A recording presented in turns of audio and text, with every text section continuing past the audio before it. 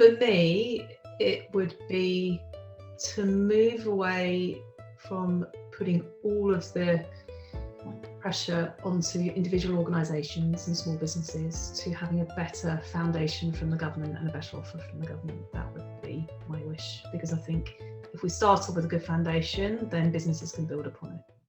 Hello and welcome to Voices with Talking Talent, the podcast that explores the real issues people face in the workplace. This is a space to have the open and brave conversations that inspire change and spark action. We're Talking Talent, and every week we'll be joined by a different guest. Stay tuned for discussions on the issues that business leaders are trying to overcome and what the future looks like for truly diverse and inclusive organizations. Hi, everybody. Welcome to our podcast today. The subject we're going to be exploring is equal parenting.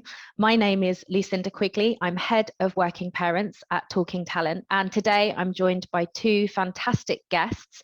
I'm going to let them do their own introductions and tell you a little bit about themselves. Ian, over to you. Thank you very much, Lucinda. My name's Ian Dinwiddy. I'm the founder of Inspiring Dads, a coaching business that helps stressed dads balance work and fatherhood. I've got two children. I've got an 11-year-old daughter and an 8-year-old son, and I'm married to Lisa, who is a lawyer.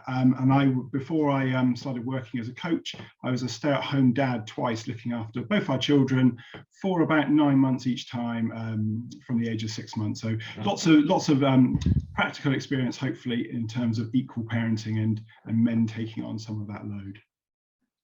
Fantastic. Thanks, Ian. And Lou, over to you. Thanks, Lucinda. Hi, I am Lou Hemming. I am head of Google Shopping Solutions for the UK. I am married to another woman who's also called Lou, fun fact. And we have two boys, one 14 and one aged 11. Amazing. Thanks, guys. Thanks for those introductions. We're talking about equal parenting today. So I think it would be good to start off with, what do you both see as equal parenting? You know, to those people listening, what do we mean by that? Ian, do you want to kick us off? Yeah, I think, Lucinda, there's two elements to equal parenting. I think we've got equal parenting within the domestic environment, but we've also got equal parenting within sort of broader societal and workplace context. I think domestically, equal parenting should mean something to do, should be the wrong word really. I think equal parenting in sort of a domestic circumstance is about shared purpose and direction, and it's about couples working together to share the childcare, share the domestic labour. And so a lot more perhaps about equity rather than necessarily equality within relationships. Certainly within my own relationship with Lisa, then, you know, I've taken on the majority of the sort of domestic activity, whether that's childcare, picking kids up, dropping them off, those elements. However, we're very, very definitely equal partners. We make shared decisions in terms of parenting choices and how we're going to do things. And there are certain things that my wife will do that I don't. So anything related to clothes and the kids' clothes, I completely outsource to her to make those decisions. And that's just something that's kind of sort of grown up sort of naturally, I guess, on that side of things. But I think when we're talking about equality in parenting and equal parenting, what's really important is that you both agree with the approach and how you're going to do things, and that within the domestic setup you're sharing a sense of purpose and how to do things. Societally, I think it's a little bit more challenging. I think there are gender assumptions, which we'll get onto hopefully soon, in terms of who does what and what that means in terms of expectations within working environments. Lou, maybe you could kind of expand on that from the workplace side of things. So, you know, what does being an equal parent as an employee mean and look like to you? What do companies need to know about equal parenting, do you think? So I think Ian touched on it earlier, which is assumptions. So stop assuming that women are the primary carers. I think, you know, that this is a hypothetical type question, right? Because this is still very much real for most women in the workplace. They are assumed as a primary carer. Men don't get great parental leave for many companies. Companies are getting better.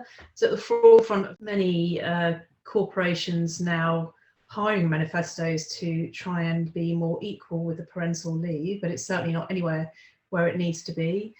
So from a workplace perspective, I think there's a lot more that needs to be done across the corporations on recognising and not assuming that women are going to be the carers. So men will never be asked what's their return to office plan, what's your plan when you come back after having a baby. They just won't be. Women will always be asked that, and I don't think that's going away anywhere fast. So in terms of what they can do about it, 1, be aware of it, 2, stop assuming, 3, training is a good foundational basis to bring awareness to this about what women go through every day if they're a parent. And the bigger thing about this is flexibility for both parents, regardless if you're a mother or a father. Both parents should have access to flexible leave and working hours. And as in your situation, what have you seen, because you've got teenagers now, what changes have you seen in the workplace in terms of sort of your parenting? Yeah, so in terms of wording, would say same gender is the right phrase to use. Excellent. Okay. Yeah, so let's come back to the same gender topic first, because for me this is the interesting thing. So I'm in a same gender relationship. I live and am married and have children with a woman. She has gone through that same lived experience as me. So she has gone through the societal pressures, the pressures from since she was a small girl, pressures at school, other pressures about body image and stuff like that, and then further pressures in the workplace. So she's lived through those just as I have. And I think if you're in a heterosexual relationship, then even if you've got a fantastic partner like Ian seems to be, where it's equal, but Ian as a male has not been through that lived experience, so he will have to do a lot more intentional work and trying to understand what women go through on a daily basis. So that's one thing from a same gender relationship. So we don't have that, and that's we can relate to each other I think a lot more easily. And then from what I've seen changed, so I think companies are getting a lot better at recognising the primary care, so let's call them women primary carers role, and allowing flexibility around that. So back in the day, before I had kids, it was really frowned upon for women to do less than 5 days a week or go home early to pick up the kids. Now, certainly in the company that I work for, that's positively encouraged, mostly, not all the time, but mostly. It's not a perfect world.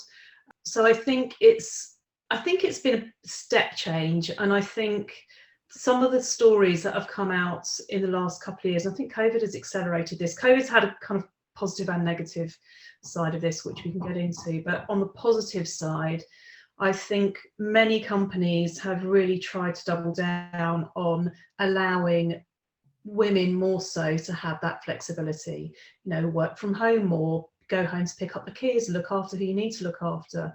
Google have been amazing at doing that. Take as much carers leave as you need over this time. It's, you need to look after yourself and your families first, and everything else comes second. So I think there's definitely been a change, but there needs to be a whole heap of change still to come. Yeah, thank you. Ian, what are your thoughts on what you heard there from Lou? I think it's really, really important. The support for mums has obviously been the first thing that needed to be done. And as I thank you, Lou, for your kind comments about whether I was a supportive partner. I do my best, certainly. There was a conversation I had a couple of years ago when I went and spoke to a business that my wife used to work at, and it was all about how supporting new dads was a route to gender equality. And the lady who organised it had worked with my wife, and she said, when I met Lisa, I didn't think she had children because I didn't think a mother could do this job. And she said to me, I realised how damaging that was for my prospects as a 20-something-year-old woman. Even if I didn't want to have kids, those expectations that I carried as a woman were really, really damaging to my prospects and prospects of women within society and within the workplace generally. And she realised how important it was that not only do we support mums, and we support relationships generally and parenting generally, regardless of how you become a parent, but also that we use this sort of trend that men have to want to be more active and involved fathers. And as you said, Lou, quite correctly, some of the benefits accelerated within from COVID, that men want to be more involved, and they can see, actually, I don't need to be, for men who've traditionally taken on a very traditional gendered role around a breadwinning sort of stereotype, it doesn't have to be like that. And I think men are starting to understand, actually, there are better ways of organising their time and being more connected with their family. And it's a lever that I think we can pull to understand how actually men do want extended leave. If you offer extended leave, if you advertise jobs as being flexible from day one, then men will take those jobs up. If you make it optional and you make it look like you're doing something that's perhaps a female role, you're asking for flexibility that's only associated as perhaps being seen as a perk for mums, then men will be reluctant to take it because they fear the consequences of being seen as uncommitted within the workplace. So I think supporting dads and supporting mums, if we can equalise the opportunities to progress at home and be connected to your family at home, it's a lever towards greater gender equality, I think. One of the policies that's been introduced in recent years is shared parental leave. It had a very slow start. And actually, the most recent figures that have come out show that the numbers of people taking shared parental leave have declined. What do we think is sort of, making people not take up this amazing opportunity? Either of you open to thought? I think shared parental leave it was a great signal to the wider community, business community in particular, that actually government were interested in doing things differently and expanding the provision for men. Because shared parental leave is inherently complicated. And it's also, and that optionality element where it's transferred from one parent to another is quite problematic, I think, in this sense of primary and secondary parents. I think is quite a challenging sort of nuance to kind of get past.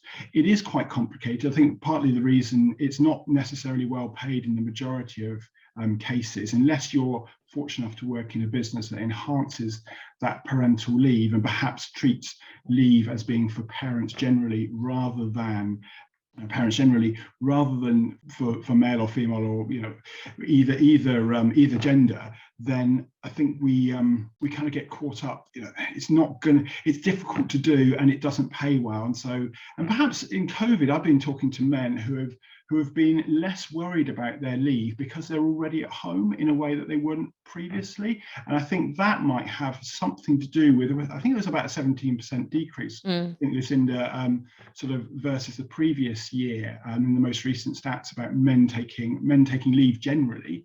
I mean, there's a lot of men, if you're freelance, you don't get any opportunity to take leave at all. There's no provision if you're a freelancer, if you work for yourself.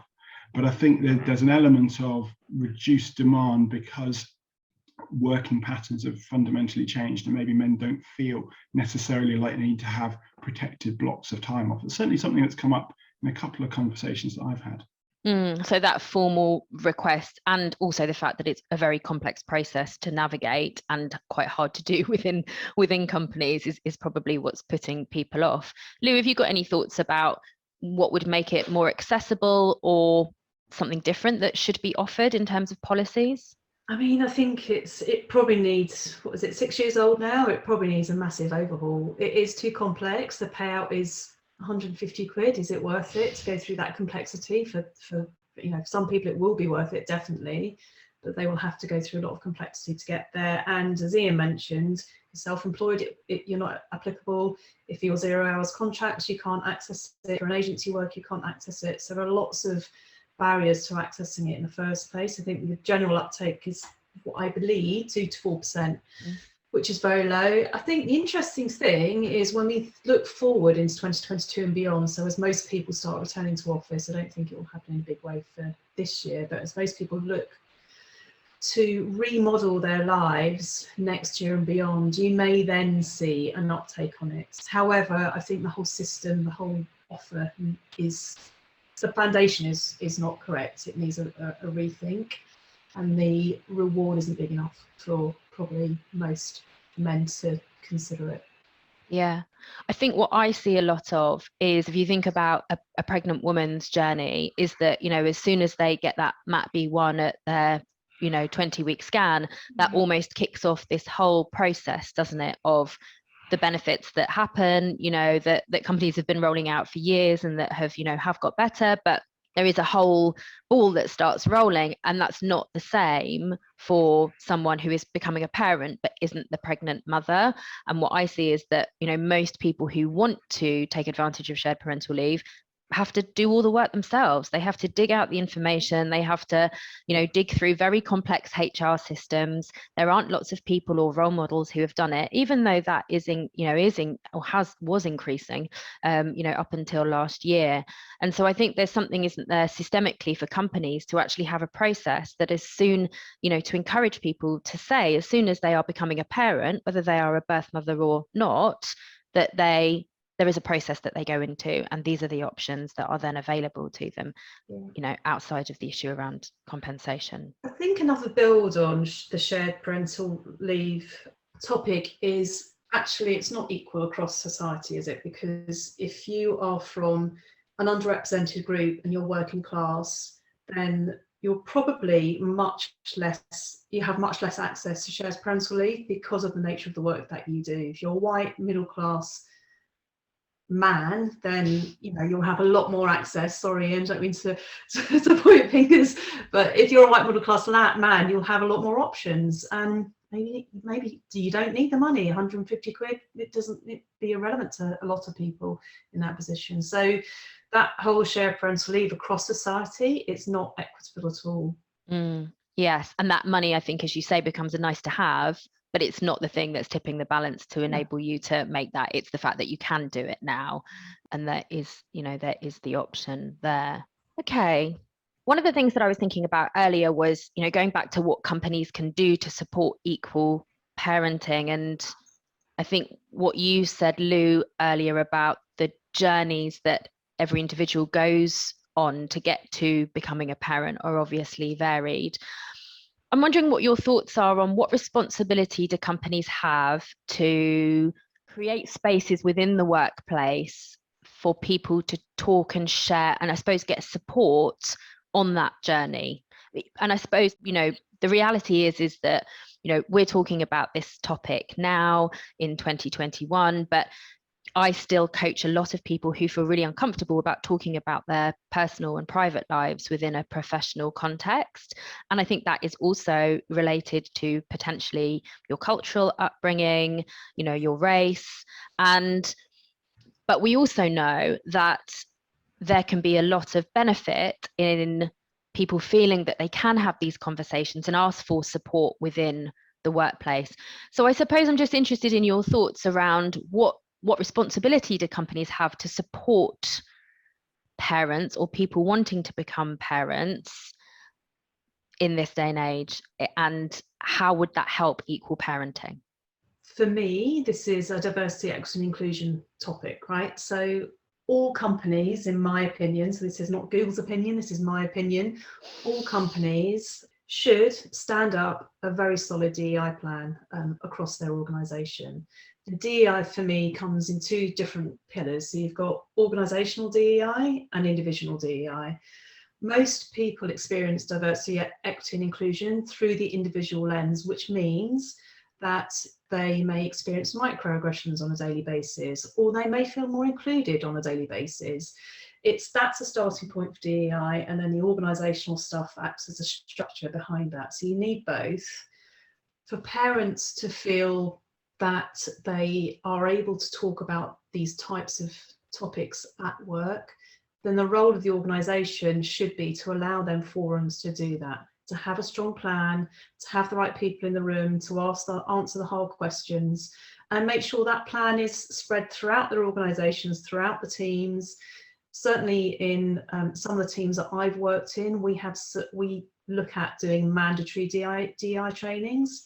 Now that's not right for a lot of organisations, but I think if you have some sort of mandatory training around DEI, and I'm talking beyond kind of the core DEI trainings, I'm talking about racial equity and trainings that have come up relatively recently in some organisations, and I think making it mandatory and really focusing the team's efforts on understanding what DEI is and how other people who don't look like them or speak like them live their daily lives and what challenges they come up against. So I think DEI for me is at the core of it. Great organisational plan, but also bringing the individuals, they're on the individuals should be on the hook for doing this, and they should lead by example across the business. And it's not just down to the leaders, it's down to individual people as well.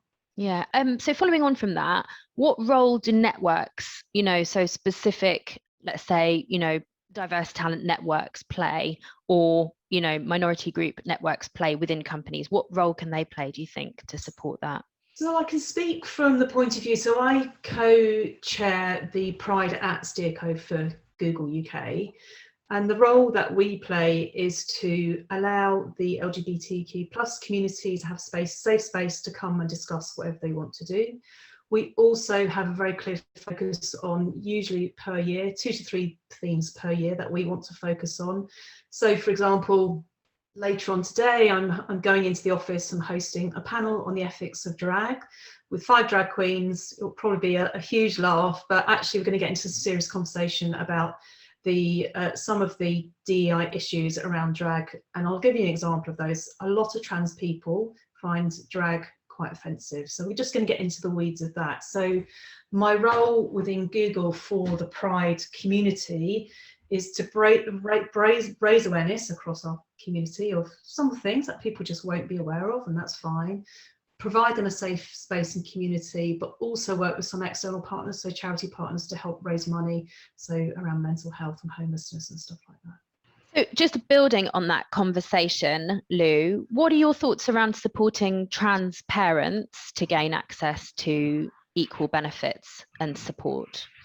Yes, so I think it's a great question, and something which the answer is going to be different across each country the business operates in. So there are going to be, and I'm not an expert in this, so I will not attempt to answer any legal questions, but there will be some legal challenges across many countries. So I think the starting point is, for the benefits team for your organisation, or it might be just a person, is to understand the legal constraints in the country that you're operating in. And then once you've been through that, then you sit down and map out, just to make sure that those potential trans parents have equal access and equity across all things like parental rights and healthcare that any other parents in your organisation has. So as I said, I'm not an expert on it, but I think it's a really valid topic for us to discuss, and I think this topic will only become bigger as we move through the next few years. But yeah, I think start point legal, and then make sure across the benefits team that it's equitable across all people in your business. I think it goes back to what you were saying about companies having that overall very strong DE&I plan, doesn't it? Yes. And that should form a part of it, ultimately. It should form a part of it, but actually this is also a benefits question, which is also a legal question. So that's the balance to be had. Providing a safe DEI space is potentially a lot easier than trying to work around legal loopholes and stuff like that, if there are any in the countries that you operate in. Yeah, absolutely. Ian, coming back to you on this whole question of, I suppose, how do companies really support parents to be equal parents in the workplace? What do you think that companies can do from day one to support parents to be equal parenting? And I suppose, if there were maybe top 3 things, or the key things that you think companies should be doing. I think the number one starting point, Lucinda, is to equalise their parental leave offer. I mean, that's a headline grabbing. It's obviously expensive for businesses, and depending on the size of the business, it can be quite daunting to do. But where you equalise the opportunity for parents, you treat all parents as parents first and foremost, regardless of how they become parents, then we sort of treat them as parents first and foremost. We take away some of these distinctions between primary and secondary carers, between maternity and paternity leave. We start to build a culture that sees parents as parents, and therefore equally as likely to seek out and hopefully remove some of the gender elements around whether you seek out and take leave. If you have ring-fence leave for individuals that isn't optional, that it isn't, obviously it is optional to a certain extent, but we don't have that optionality about whether we're going to transfer leave from one parent to another, which is one of the challenges around shared parental leave. As parents, first and foremost, when we do that, we start to change the culture, especially if we encourage men who traditionally don't take or haven't had access to extended parental leave. And if we start to have men who are taking that leave, then we start to change the dynamic of how we treat a large number, a vast proportion of the working population, because at some stage more people will become parents than are not parents, and at some stage that will affect and will sort of touch upon their lives in some form or other. And then we start to change a culture so that we see, perhaps a generation ago, a man in my situation, a kind of white middle class man. It's important to recognise that, my privilege, I do understand the privilege. I think it's really important that Lou was talking about, the privilege that I have and the access that I have. A generation ago, I wouldn't have been taking leave at all, and I would have been expected to carry on working. I would have perhaps become the solo breadwinner, and businesses would have looked a lot. I would have been, in senior position in the business, and business would look a lot like me. As we start to as we understand the benefits of diversity, gender and otherwise, and all types of diversity towards the bottom line for businesses, anything that we can do, any levers that we can pull to change culture, and so that success looks different. It doesn't just look like me ultimately. I think that's the important thing. Lou made a point earlier around culture change or any implementation of change has to be top down, but it is also down to individuals. And what I see a lot of in my role as a coach for working parents and their managers is that, particularly over the last 18 months, managers have been really squeezed in terms of the demands that are being placed on them to be everything and support and offer have an eye on their colleagues' well-being, to make sure everybody is being able to work in a way that suits them, to support people through homeschooling, probably also while dealing with a lot of these challenges themselves. We can talk about policy and top down, but what do you think companies should be doing to support those managers, those middle managers, in terms of either upskilling or other ways that the manager, who is, I suppose, at the coalface of supporting working parents, what can companies do to support them? Lou, is this one for you? This is probably more for you, I think. I'll happily take this. I do lots of global work for Google across DEI, so this is a subject very close to my heart. And you see across the business, some people will really dial into it, and some people still don't want to, and they'll only do it if it's mandatory.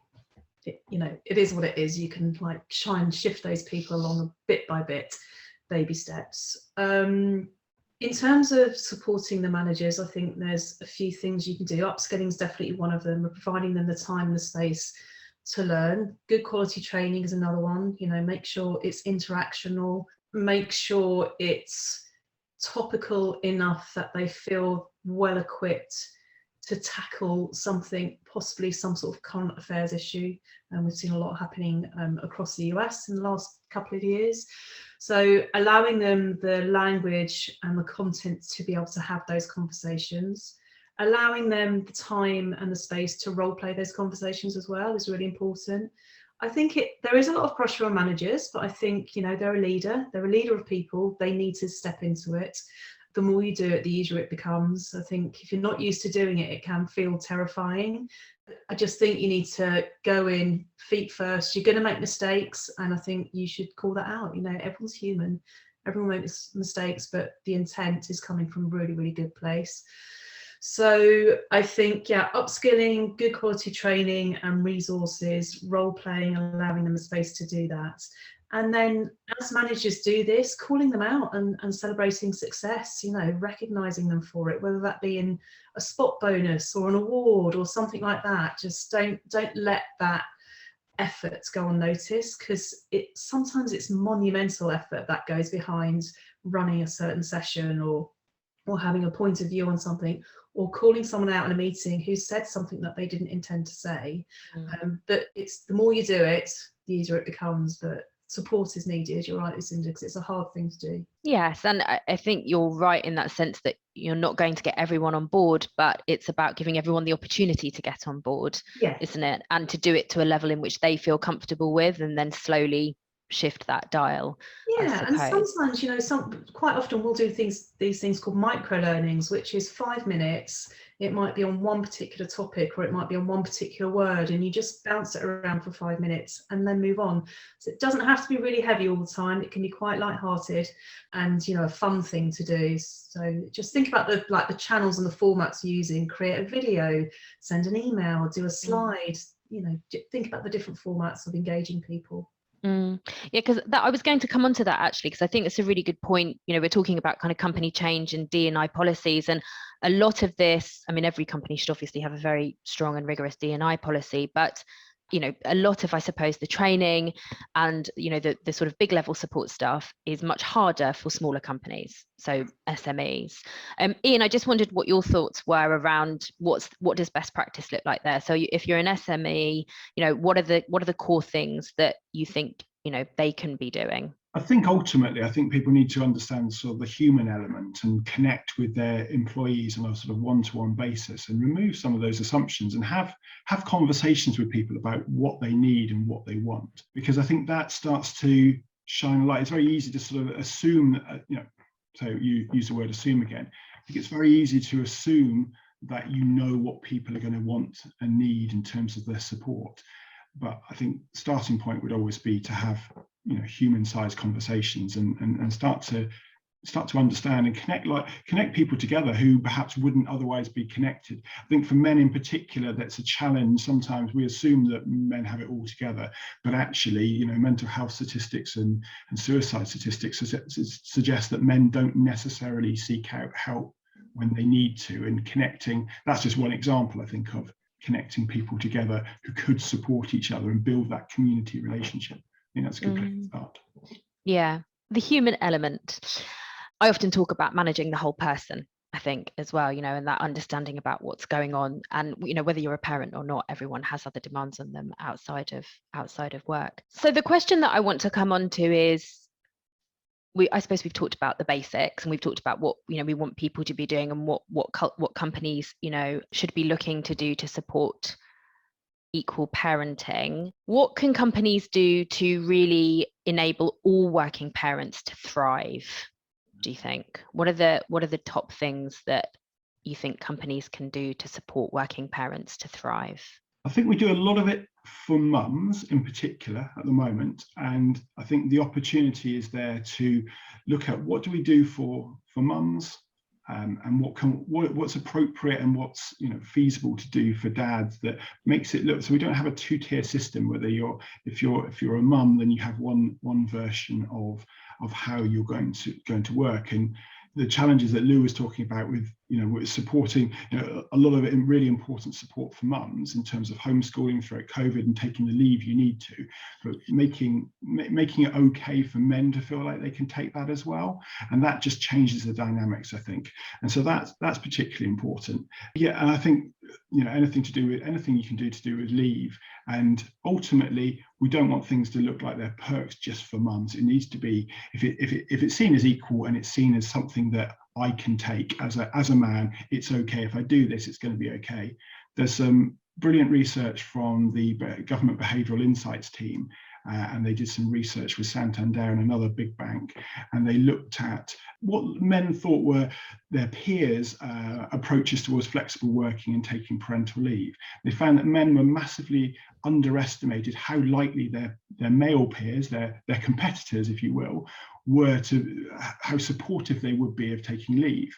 And actually, the majority of men, 99% of men who were surveyed, were supportive of other men taking leave, working flexibly.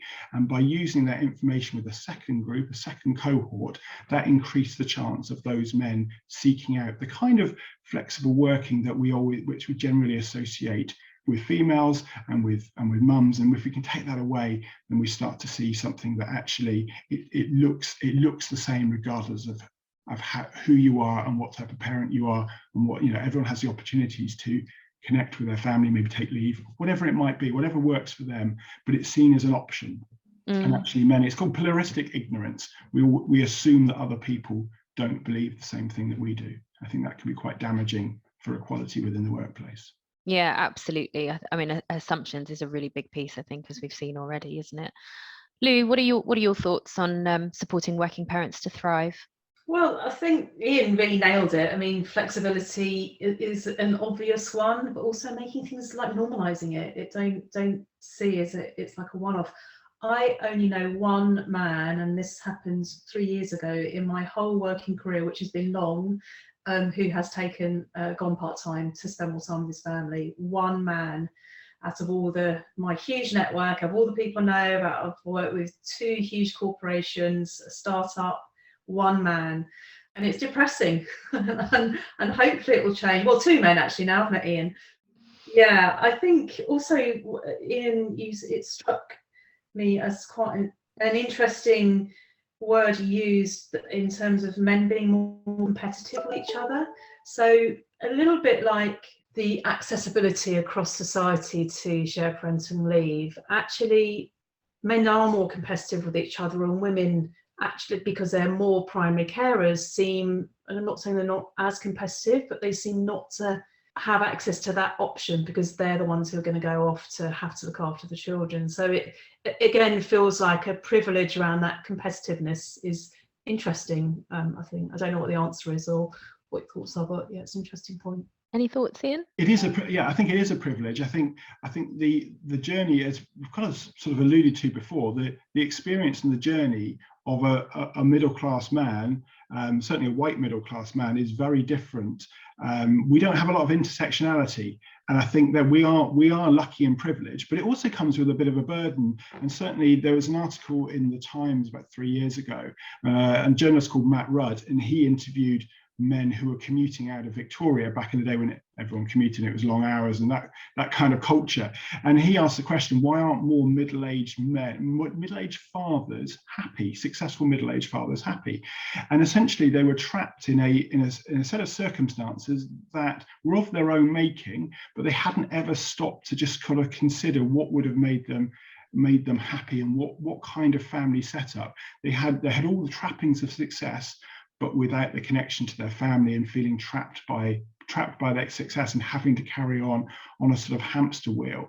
And I think so whereas men do have the privilege, it's a little bit of a gilded cage in some ways for a lot of men.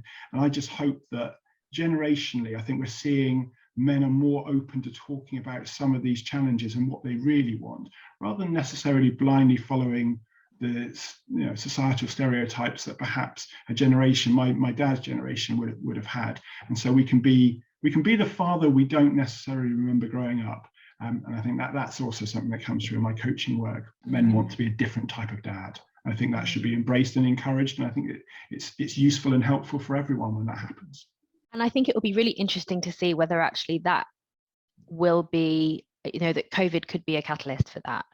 What the legacy will be, of COVID in 5-10 years time, but it may well be that it has, although it's set us back in some ways, that actually that could be one of the positive outcomes. So I have one last question for you both, which is around, I'm going a bit desert island discs here, but if I could grant you a wish with regards to what you would like to see to progress equal parenting. So let's say fast forward 5 years time. What's the one wish that you would like granted that you think would progress equal parenting the most? For me, Lucinda, I think it's probably the most difficult one to do, which is equalising parental leave. I think when you do that, you completely change the landscape of parenting generally. For me, it would be to move away from putting all of the pressure onto individual organisations and small businesses to having a better foundation from the government and a better offer from the government. That would be my wish, because I think if we start off with a good foundation, then businesses can build upon it. Yes, so putting that systemic structure in place. Thank you both so much for your time today. It's been a really fascinating conversation with both of you. And thank you everyone for listening to us today. Thank you. Thank you for listening. This podcast has been brought to you by Talking Talent. We're a coaching organization that helps you develop, advance, and retain your talent. Together, we can create a more inclusive culture where your people and your organization can thrive. You can visit us online at talking-talent.com. That's talking-talent.com. If you liked what you heard today, please be sure to subscribe and leave a review. Thank you.